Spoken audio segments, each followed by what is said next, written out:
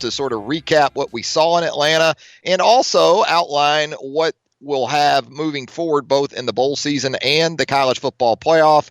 We check in with our good friend Chris Hummer, the national college football writer for 247Sports.com. And Chris, I really wanted to have you on today because you have a familiarity there with Jalen. Jalen being from the state of Texas, you're out in Texas.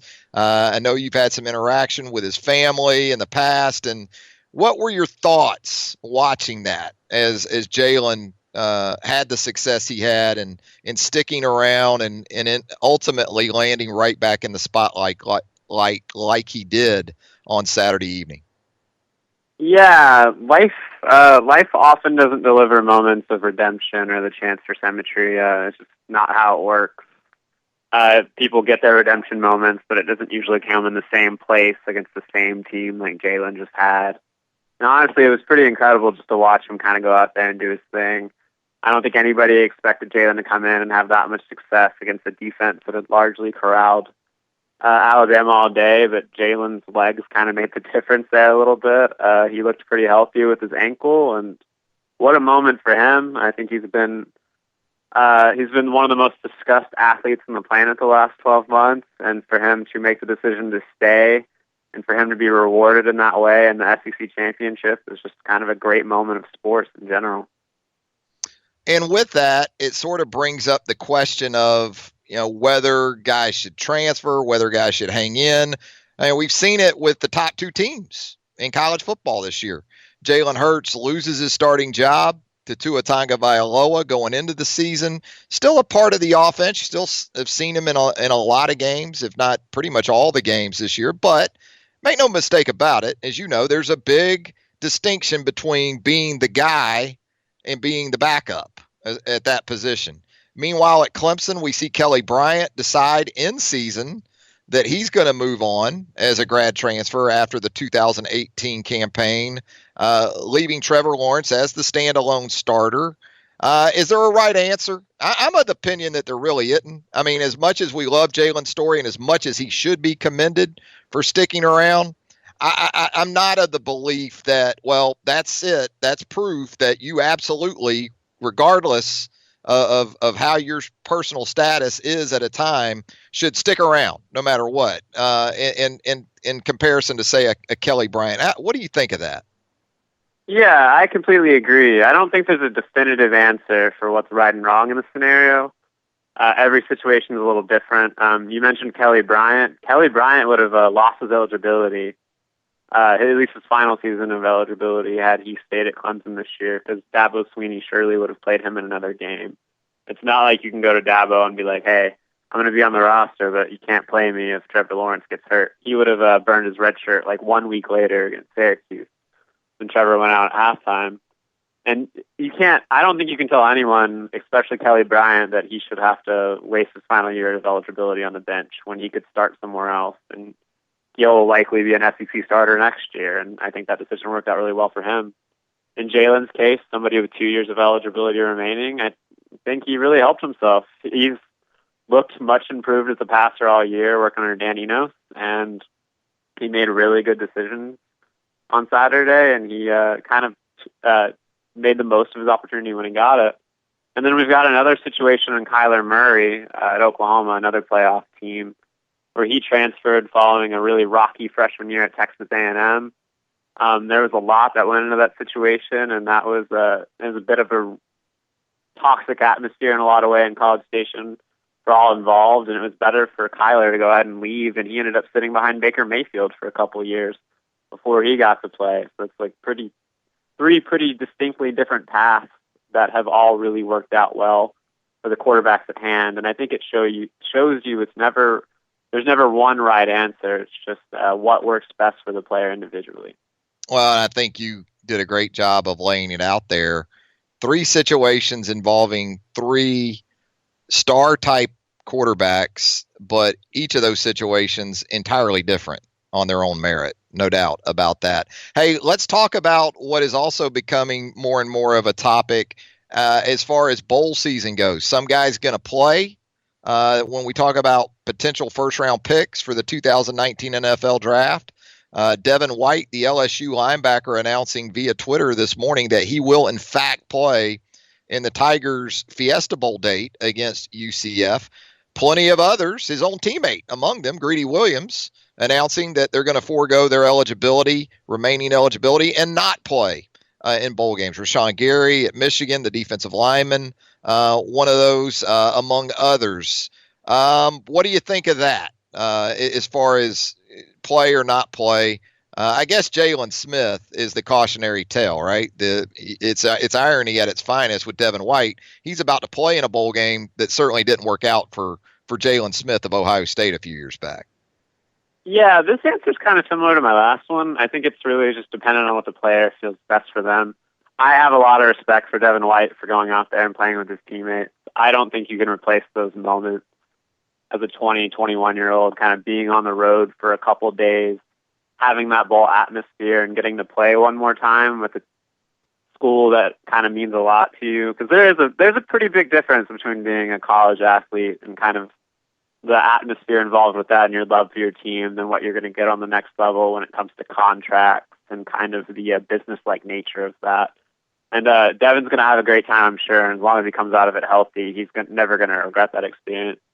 At the same time, like you said, mentioning Jalen Smith, or a guy like Jake Butt, who got injured in Michigan's bowl game, or at least the week before Michigan's bowl game, there's never really a bad time for you to kind of leave and focus on your future, and I would never blame a person for doing that. I think we saw 2 weeks ago, Mackenzie Milton wasn't going to go to the draft, but kind of a career-altering injury can happen at any time, and if that happens to a potential first-round pick, you're talking about millions of dollars, even if they have an insurance policy. And I would never fault a person for kind of looking out for themselves in that instance, especially when you kind of consider that NCAA athletes aren't paid or compensated in any way. So you got to look out for your future earning potential. Yeah, and let's be honest here. What do we have, 30 bowls or something like that, I guess, of what's out there in this next month or so, month and a week or so. 3 games matter of those games. The 2 college football playoff semifinals and the championship game. So we're talking ceremonial football here, if we're being honest. And a lot of these guys, as you said, millions of dollars on the line in games that don't mean anything in terms of championships, really, when you look at it. Let me ask you this. After Alabama beat Georgia on Saturday, it was clear Alabama was going to be the 1 seed. That 4th spot was certainly open for debate. Georgia, Ohio State, Oklahoma, who it ultimately went to. Give me, in your opinion, the team that should have been the 4th seed, and maybe the team you would have liked to have seen there based on a potential matchup with Alabama, and maybe it was the same team in both regards. Yeah, I think for me, the committee got it right, and the committee put the matchup I most wanted to see throughout the bowl season. I think Alabama-Oklahoma is just going to be an absolute delight for college football fans with those 2 quarterbacks and those 2 offenses. Alabama's offense is one of the top 5 units in the last 10 years in terms of yards per play. And Oklahoma is on pace to be the best offense in history in that regard. So you couldn't have got it any better from a fan's perspective there. As far as actually putting the right team in, I was a believer that Oklahoma should have got that spot. It doesn't even really come down to conference championships to me, although I think that should matter.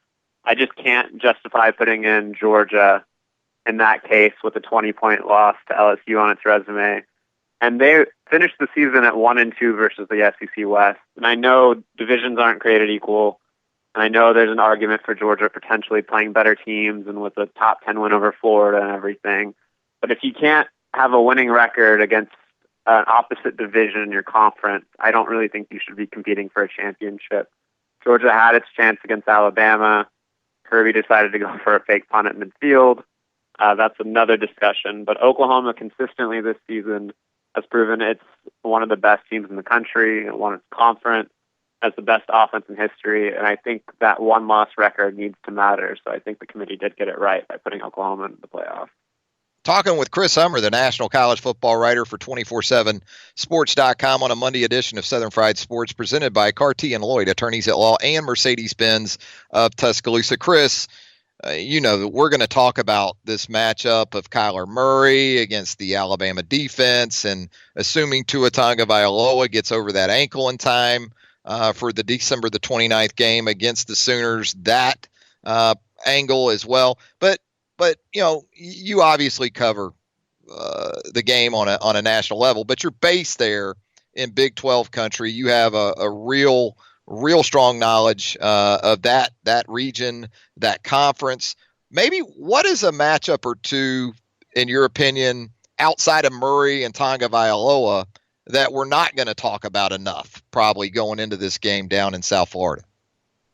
Yeah, I think one of the more intriguing matchups in the game that I think is going to set the tone for Oklahoma is how its offensive line holds up against Alabama's defensive line. I think people have this assumption that Big 12 offenses don't really have strong lines and they get the ball out quickly. But Kyler plays behind one of the best units in the country on that offensive line. And if Oklahoma's front can kind of hold its own against Alabama's, it's going to be a pretty significant portion of the game. Because if Kyler has time, he's going to rip you apart. I don't care if you're playing with 5 first-round picks in your secondary or your Army out there. Like, it's going to happen. So Alabama's going to have to win that battle if it hopes to slow OU down. On the other side of the things, I actually think you point to the same exact thing. Because if there's one thing Oklahoma really struggles with defensively, and this is the stem of all their issues, it's the fact that they don't create pressure consistently. That defensive line has really struggled all season. When they made the coordinator switch, Ruffins, McNeil switched to more of a 4-down look most of the time. And it's kind of helped the issue a little bit, but they don't have anybody that you could consistently count on to create pressure. And that's allowed teams to kind of sit in the pocket and pick that defense apart, especially in the secondary. They're kind of small. They're pretty quick back there, and they will cover you for a little bit, but even the best corners can't cover forever, and it's been a really big issue for Oklahoma. So if Alabama's offensive front, which has been one of the best units in the country, controls that side of the ball, I don't really see Oklahoma being able to slow Alabama down even in the slightest. So Oklahoma's going to have to come up with some creative ways to apply pressure on whoever the quarterback is. Injury you'll be most in tune with in the coming days: Tua Tagovailoa for Alabama or Marquise Hollywood Brown, the dynamic, electric playmaker on offense for that Oklahoma group? I think both matter, but at the end of the day, Jalen Hurts has proven that he can lead a team to a championship, or at least a championship game. If I'm Alabama, I still feel comfortable with Jalen back there. The offense isn't going to be quite as dynamic, but it'll still be really, really good. Hollywood Brown is arguably the best receiver in the country. I would take Jerry Jeudy ahead of him, but only slightly. And his ability to kind of blow the top off an offense is largely predicates a lot of what Lincoln Riley can do. That if he's out for Oklahoma, that's huge, and I think that's the bigger injury to follow. As we let you go, Chris, what did Saturday mean, in your opinion, for the Heisman Trophy race? With certainly a spotlight on Tua and Kyler, but the quarterback play at Ohio State. I mean, you've got to point to that too. I mean, incredible numbers throughout the season for Haskins. Yeah, I think Haskins is going to be in New York. I think he'll finish third. And I think he really deserves that trip. But at the end of the day, I think it comes down to Tua and Kyler. And it's kind of your preference, however you'd like to look at it. I'm of the opinion that Kyler has had to play in more high-leverage snaps. Kyler has to do more for his team to win, considering the talent around him, and that should matter. I know people are going to talk about Big 12 defenses, but at the same time, like, Kyler's had to score almost every play of the season to keep Oklahoma alive. And I know Tua's numbers would look quite a bit different had he played in the fourth quarter, but the pressure that Tua was under was significantly different than what Kyler was under this year. And I would at least personally lean slightly towards Kyler, who was kind of demolishing Baker Mayfield's numbers from a year ago after he kind of set records winning the Heisman Trophy. How big do you think it is, Chris, for Alabama to get OU out of Jerry World and down to South Florida? I guess not only from a fan base perspective, but a surface switch. You know, you go from turf to grass, outdoors. How much do you think all that'll matter in the game? I don't think necessarily the surface switch is going to have that much of an impact. Oklahoma plays outside normally with grass field at Owen, so I think they're kind of used to that. That offense is going to travel. If the weather's really bad outside, that might have an impact, but it's Miami in December, so I would anticipate. Better not be bad. Yeah, it's pretty good. But in terms of the fan base, I actually think Alabama fans would have been just fine at AT&T. The Texas OU game there last week had probably 65% Texas fans. So the tickets were going to be there for Alabama if they needed them. So I don't think it's going to be that large of an impact. But Alabama will have more of a home field advantage in Florida. So that is something. Well, there you go. Chris Hummer, the national college football writer for 247sports.com, joining us on a Monday. As always, Chris, really appreciate you joining us. Great insight, and I look forward to following your coverage as we move throughout the bowl season and the college football playoff. Thanks a lot, Chris. Yeah, thanks for having me on. Love the Hurts playlist. Keep it up.